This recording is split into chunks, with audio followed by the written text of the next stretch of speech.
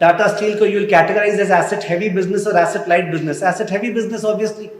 Would you categorize Tata Steel as a cyclical business or a non-cyclical business? Cyclical or non-cyclical? Cyclical or non-cyclical? Tata Steel में cyclical or non-cyclical? Cyclical business.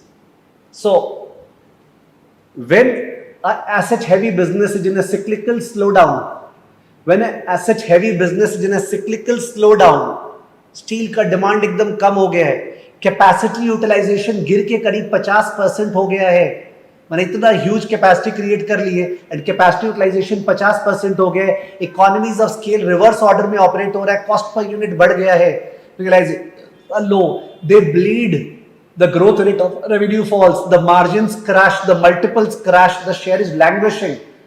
आपको सारा का सारा trades दिखेगा, लगता है ये स्टॉक बर्बाद हो गया, इसका रेवेन्यू ग्रोथ रेट कुछ नहीं है, इसका मार्जिन पूरा बर्बाद हो गया, इसका ट्रेंड खराब दिख रहा है, इसका पी मल्टीपल क्रैश हो गया, market has said a thumbs down to this company.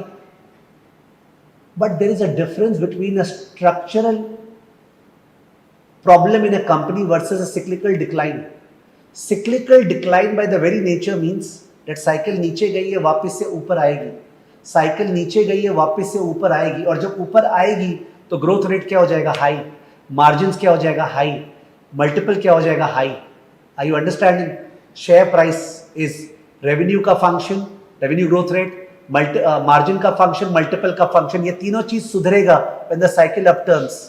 And that is what I had the conversation with Tarang the other day. If you watch the YouTube का ऑडियो पॉडकास्ट जो है Tarang, old bridge capital, they believe in this type of investing कि कौन सी company है जो cyclical downturn में है, जो मार्केट शेयर मेंटेन कर रखी है, जो मार्केट शेयर और गेन कर रही है, उसका ग्रोथ रेट कम हुआ, उसका मार्जिन क्रैश किया, उसका पी मल्टीपल क्रैश किया है, उसका बैलेंस शीट क्लीन है, बैलेंस शीट में दम है सर्वाइव करने का, उस कंपनी को उस समय उठाते हैं. It's a opportunity to buy the stock for the purpose of enjoying the future. Does it mean that हर एक गिरा हुआ चीज को उठा लेना चाहिए? नहीं, वो डिपेंड करता है स्ट्रक्चरल प्रॉब्लम है या सिक्लिकल प्रॉब्लम है. स्ट्रक्चरल है या सिक्लिकल? अगर स्ट्रक्चरल प्रॉब्लम है, जैसे कुछ टेक्नोलॉजी डिसरप्शन हो गया, कुछ टेक्नोलॉजी डिसरप्शन हो गया है जिसकी वजह से आपको लगता है ये चलेगा ही नहीं, जैसे print media, one of the best examples, print media कि चाहे कुछ भी कर लो, अब फिजिकल न्यूज़पेपर्स का वो हाल रहेगा ही नहीं. It's a structural thing. IT के बारे में there is a big important debate कि IT is moving through a structural decline. क्या? बिकॉज ये डिसरप्शन हुआ है क्या? टेक्नोलॉजी डिसरप्शन आईटी में. जो लोग बिलीव करते हैं कि यस सर हो गया है, इंडियन आईटी जो एम्प्लॉइज पे डांस कर रहा था, पीपल पे, और ये एआई तो पूरा पीपल को रिप्लेस कर रहा है, तो पूरा बिजनेस का तहस नहस हो गया है, it's a total structural decline. तो obviously TCS is not a buy. TCS is then not a buy. The final call has to be taken by you. Okay, if you ask me what's your view, the point is that I am not Bhagwan. I have my own risk appetite.